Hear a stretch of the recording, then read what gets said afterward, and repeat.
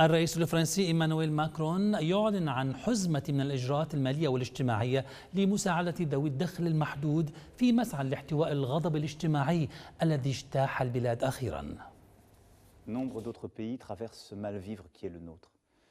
نريد للفرنسي أن يعيش بكرامة من خلال عمله، لذا سيزداد راتب الحد الأدنى للأجور بمقدار 100 يورو شهريا اعتبارا من عام 2019 بدون تكاليف إضافية لأصحاب العمل.